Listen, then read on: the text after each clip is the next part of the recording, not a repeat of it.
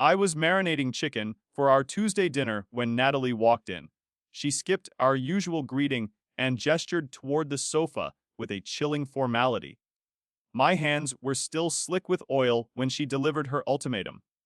She told me she wanted a trust test before our wedding. It turns out she was testing how stupid I am. Then she came back pregnant, demanding I take responsibility. The court ruling eventually made her collapse. But back then, she just smiled like she held all the cards. The air in the living room grew heavy and stagnant. Natalie sat in the armchair like a CEO ready to fire a loyal employee. She looked me in the eyes and explained her plan with a practiced, robotic rhythm. She needed to take a long weekend trip to a secluded cabin in Wisconsin with her ex-boyfriend, Kyle. She called it a test of my emotional maturity. I watched her hands remain perfectly still. She had stopped wearing the engagement ring I bought her months ago. My response was a cold, sharp blade that sliced through her rehearsed speech. I told her we were done before she even finished her sentence.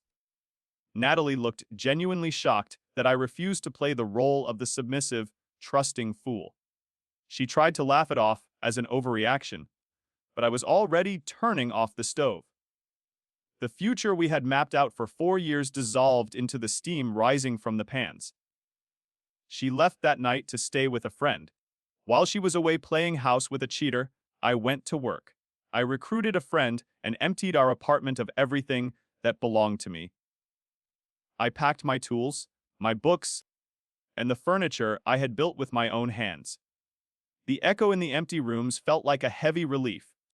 I found the engagement ring tossed in a junk drawer next to some old lip balm. She had treated our commitment like a piece of discarded scrap metal. I left no forwarding address. 2 weeks later, the harassment started through mutual friends and social media. Natalie sent photos of the cabin, still trying to gaslight me into believing her trip was innocent and spiritual. When she cornered me at my new place, she looked different, more desperate.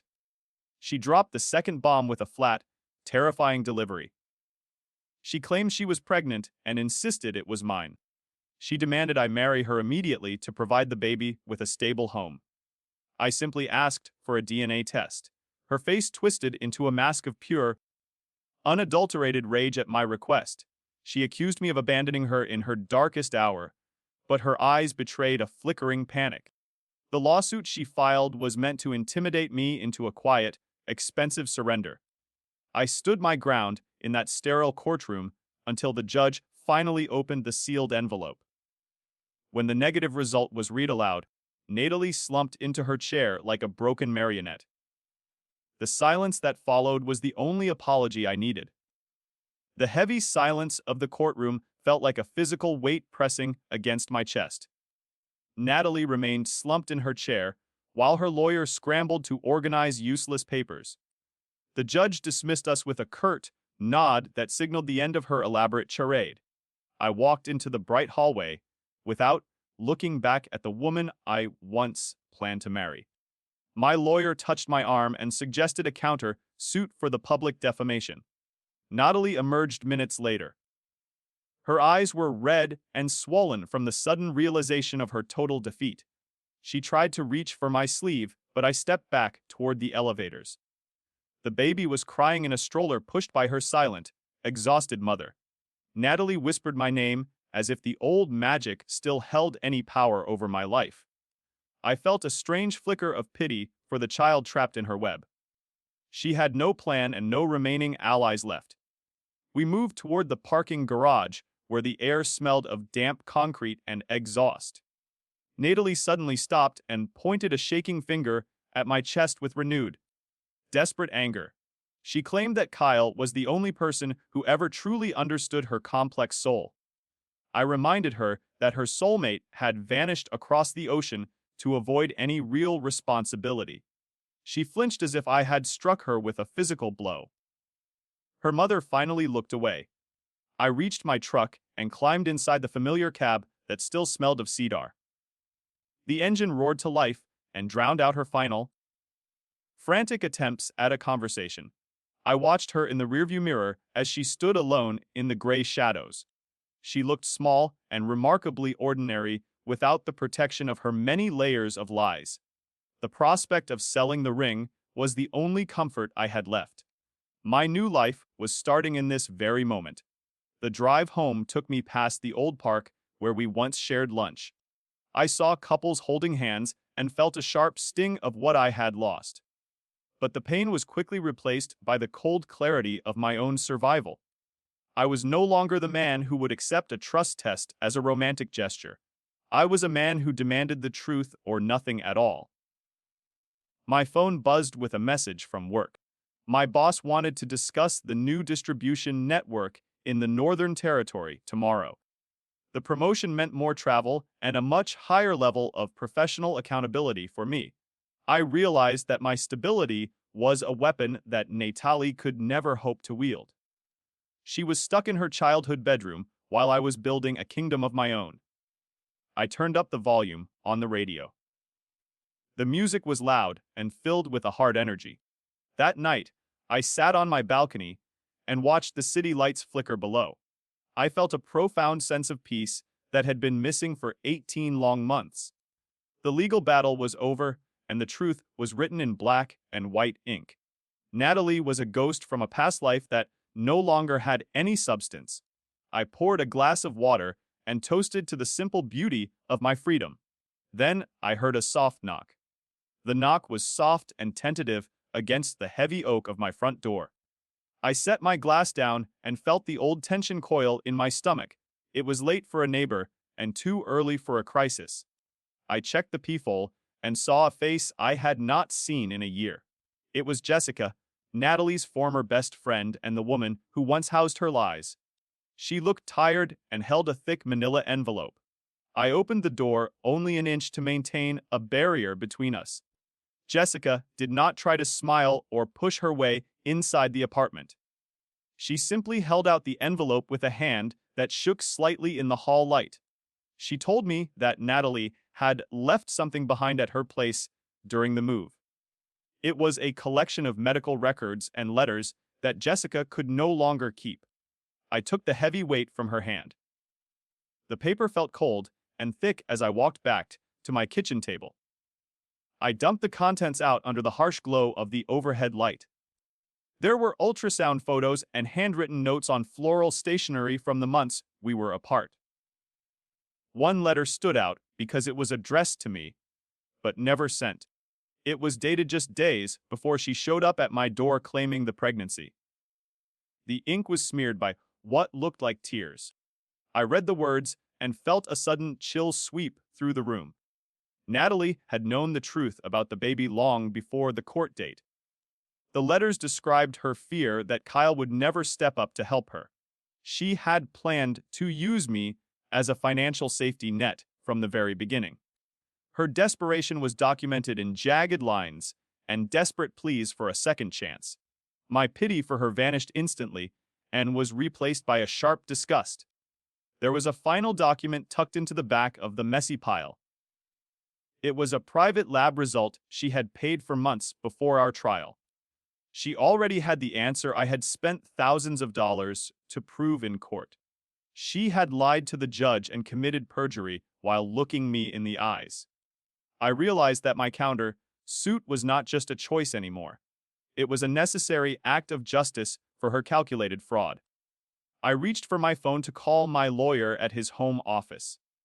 The evidence in front of me changed the entire nature of our legal battle. We were no longer just talking about a failed relationship or a mistake. This was a criminal conspiracy to defraud a man of his life and his future. I felt a surge of power that I had never known before. The victim role was gone, and I was now the primary hunter in this game. My lawyer answered on the fourth ring and listened to my brief summary. He told me to keep the document safe and meet him at dawn. I hung up and looked at the ultrasound photo one last time.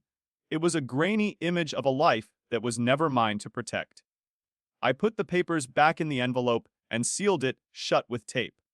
Then I noticed a small red car idling on the street below. The red car sat beneath a flickering street lamp like a silent hunter. I recognized the dented fender and the faded paint immediately. It was Jessica's vehicle, but the silhouette in the driver's seat was far too small. Natalie was watching my window from the dark curb. She had sent her friend to do the dirty work while she waited for a reaction. I pulled the heavy curtains shut and felt a surge of cold, calculating energy. She wanted me back. I spent the next hour documenting every page of the medical file. Each photo of the ultrasound was a piece of evidence for my attorney. I scanned the secret lab results that proved her early knowledge of the paternity. She had known the child was not mine for 6 months. Yet she still stood in court and lied under oath. My hands were steady as I organized the papers into a chronological pile. The trap was finally closing on her. Morning light broke over the city in streaks of gray and gold. I drove to the law office with the manila envelope on the passenger seat. My lawyer looked at the secret lab results and let out a low whistle. He confirmed that this changed our strategy from a civil suit to a criminal matter. Natalie had committed aggravated perjury and attempted fraud on a massive scale. We were going to file the police report by noon. Everything was about to change. We walked into the local precinct where the air smelled of stale coffee. I handed over the evidence to a detective with tired eyes and a badge. He flipped through the letters and the lab results with professional indifference. Then, he stopped on the note, where Natalie admitted the baby belonged to Kyle. He looked up at me and nodded slowly. This was no longer a domestic dispute between exes.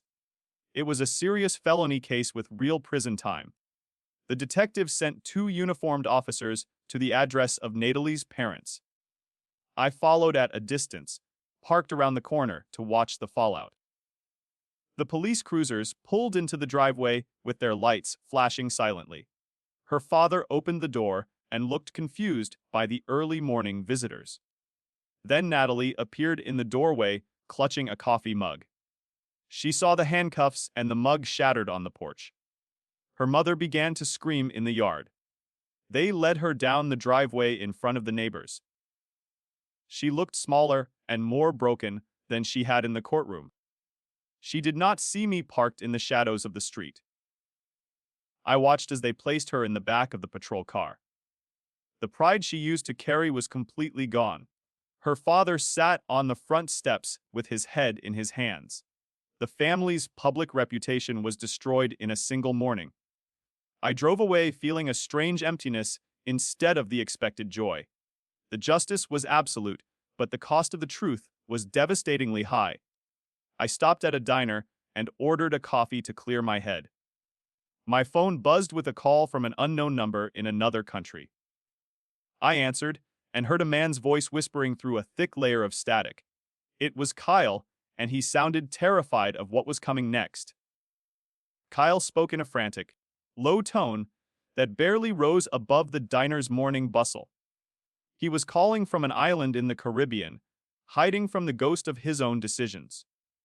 He had heard about Natalie's arrest through a mutual friend's panicked text message. Kyle begged me not to give his location to the authorities or the private investigators.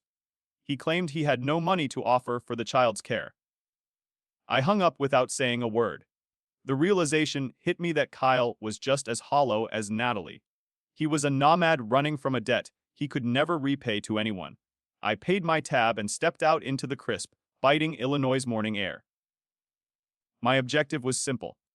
I needed to close the loop on the joint savings account once and for all. It was the last tether connecting my financial future to her criminal present. I drove toward the downtown bank branch with focus. The bank lobby was quiet and smelled of floor wax and expensive perfume. I sat across from a teller who looked far too young for this drama.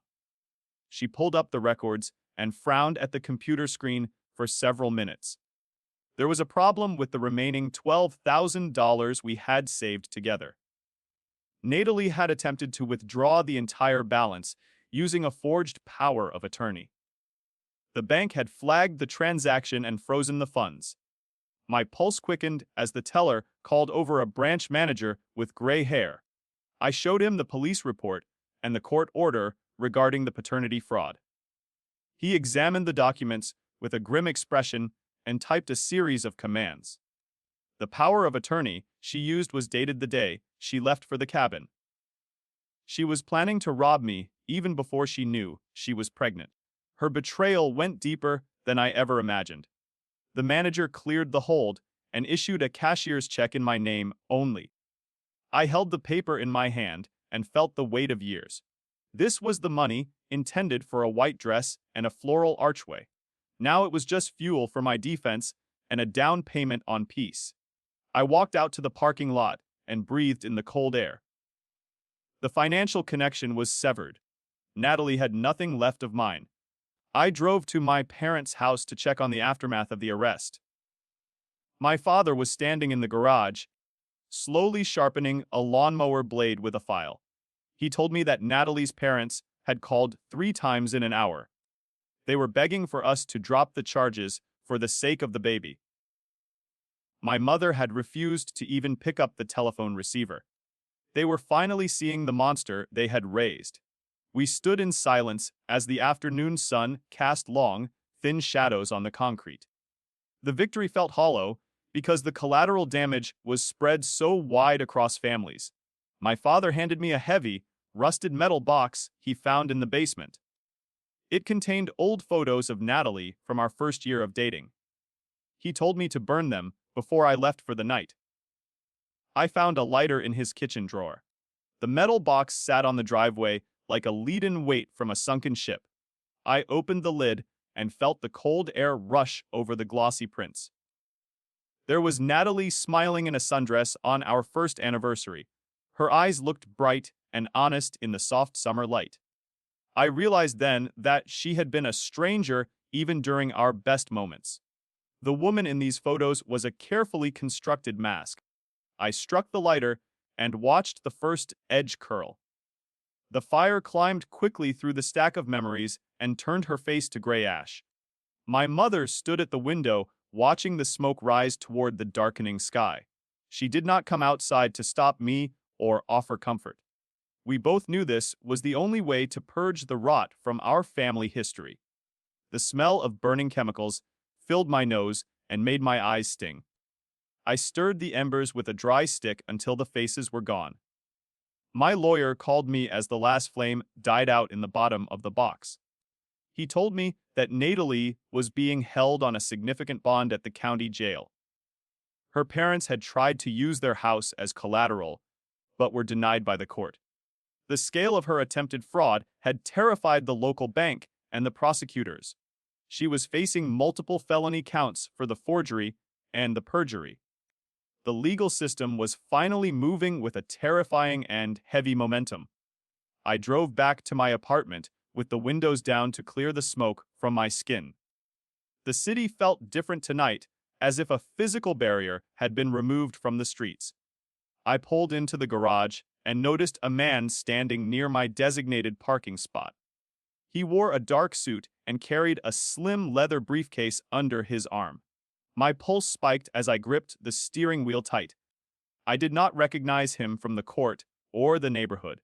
The stranger introduced himself as a private investigator hired by Kyle's family back in Wisconsin.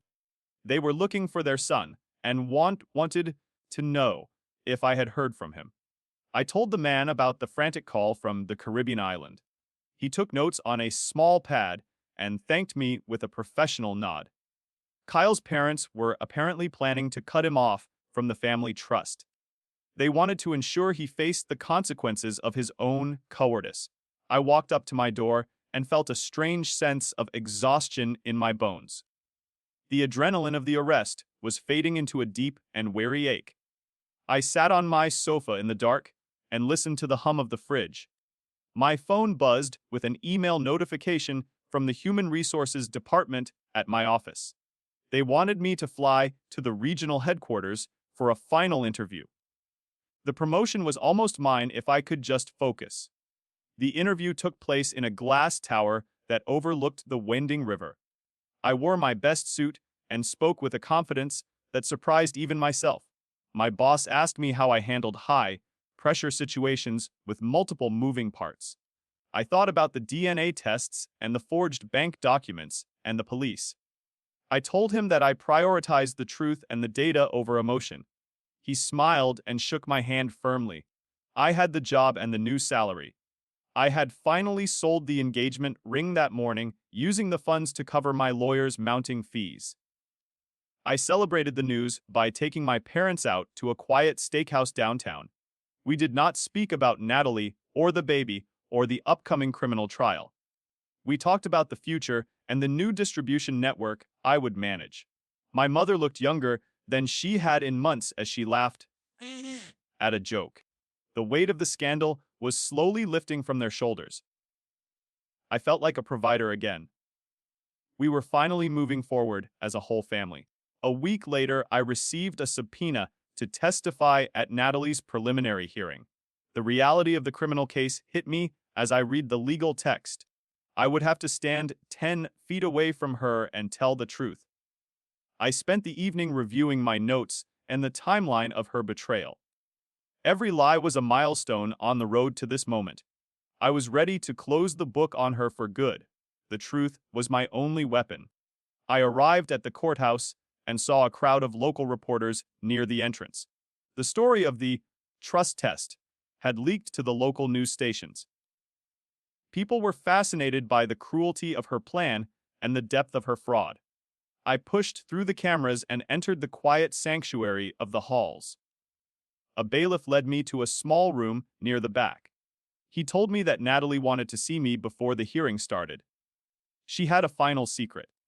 It was a desperate attempt to claim Kyle had forced her hand, but I flatly refused the bailiff's request to see her alone. There was nothing left to say that had not been recorded in a sworn statement. I walked into the courtroom and felt the sharp chill of the industrial air conditioning. Natalie sat behind the defense table wearing a drab, orange jumpsuit that drained the color from her skin. Her hair was matted and her eyes darted around the room like a trapped animal. She looked at me and tried to mouth a desperate plea. The prosecutor called me to the stand and I took the oath with a steady hand. I looked directly at the judge while I recounted the night of the trust test. I detailed the forged power of attorney and the secret lab results Jessica had delivered. Natalie's lawyer tried to object, but the evidence was too concrete to ignore. Every word I spoke felt like a heavy stone being placed on her chest. She began to sob quietly into her shackled hands. The defense attorney stood up for his cross-examination with a predatory grin. He asked if I had ever been physically abusive or emotionally distant during our 4 years. Together, he was trying to build a narrative of a desperate woman fleeing a monster. I kept my voice calm and stuck to the facts of the logistics. I reminded the court that I was the one who was robbed while she was at the cabin. The judge leaned forward with a frown. A sudden commotion at the back of the room broke the heavy tension of the cross-examination. A man in a disheveled linen suit was being led in by 2 federal agents. It was Kyle, looking tanned but absolutely terrified in his shiny handcuffs. He had been intercepted at the airport, trying to sneak back into the country for money. The prosecution had made him a deal to testify against Natalie in exchange for a lighter sentence. Natalie turned white. Kyle took the stand and confirmed every detail of their weekend in the Wisconsin woods. He admitted that they had planned the pregnancy scam together to secure his financial freedom. He had been the one who suggested the trust test as a way to distract me. Natalie had not acted alone. She was part of a duo of scavengers. I felt a fresh wave of anger wash over me as he spoke. They had treated my life like a game of poker. The judge called for a recess, and I walked out into the hall to breathe. My lawyer caught up with me and told me the deal was almost done. Natalie was ready to plead guilty to all charges to avoid a longer prison term. She was willing to sign over her remaining rights to the wedding fund as restitution. I told him to make sure the defamation suit was settled in the same motion. I wanted her to vanish from my history. We returned to the courtroom 20 minutes later for the final reading of the sentencing. Natalie stood up and admitted her guilt in a voice that was barely a whisper. She confessed to the forgery, the perjury, and the attempted fraud against the bank. The judge did not show any mercy in his final remarks to the court. He sentenced her to 5 years in the state penitentiary with no chance of early parole. Her mother fainted. The bailiffs led her away through the side door as she looked back at me. There was no more manipulation left in her eyes, only a deep and hollow regret. I watched the door close and felt a strange lack of triumph in my heart. The justice was served, but the 4 years of my life were still gone.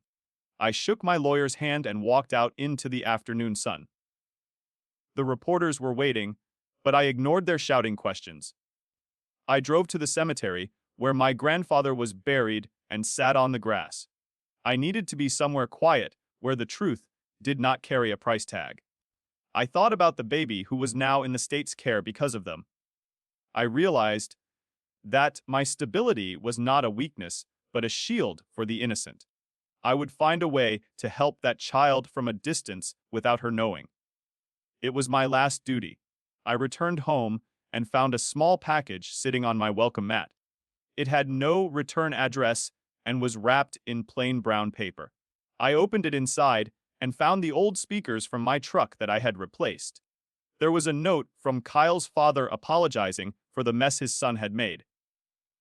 He had also included a check for the full amount of my original engagement ring, meant to settle the debt his son owed my peace of mind. I sat on my floor and finally began to cry. The check from Kyle's father felt heavy between my fingers. It was more than a refund. It was a formal admission of a shared failure. I stared at the old speakers, symbols of a life I had tried to build on a hollow foundation. My apartment was quiet, and the air felt sterile. I realized that my final objective was to reclaim the narrative of my own integrity. I would not let their fraud define my capacity for future trust. I stood up and reached for my keys. I drove to the regional distribution center under a wide, obsidian sky. The promotion was official, but the workspace still felt unfamiliar and cold. I spent the night mapping out the new logistics routes with a surgical focus. My mind thrived on the data and the predictable movement of steel and fuel. It was a world where facts mattered and lies could not survive the manifest. I felt the last of the courtroom tension drain from my shoulders. The machines hummed a steady, reassuring song. A light flickered in the security booth as I walked toward the loading docks. The guard waved, but I noticed a woman waiting by the tall perimeter fence. It was Jessica, who had been the one to reveal Natalie's hidden records, now holding a small blanket and a stack of legal folders.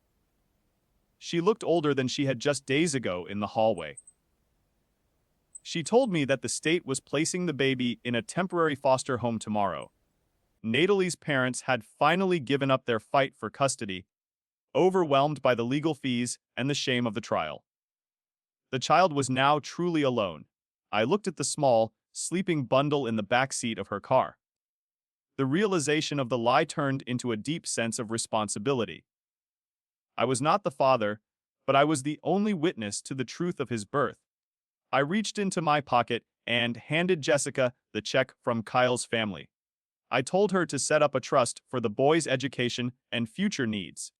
It was the only way to transform the returned ring value into something decent. Jessica started to cry. The morning sun began to bleed over the horizon in shades of deep red. I stood on the dock and watched the first trucks roll out to the north. My life was moving in a straight line for the first time in years. The trust test had destroyed my engagement, but it had saved my future. I knew who I was and what I stood for in this world. The truth was not a burden anymore. It was the floor beneath my feet. I turned toward the office. My phone buzzed with one final message from a number I did not recognize. It was a photo of the cabin in Wisconsin, now boarded up and covered in snow. Someone had spray painted the word "liar" across the front door in jagged black letters. I did not know who sent it, and I did not care to find out. I deleted the image and blocked the number without a second thought. I walked into the light of the new day. The past was finally quiet, and the road was clear.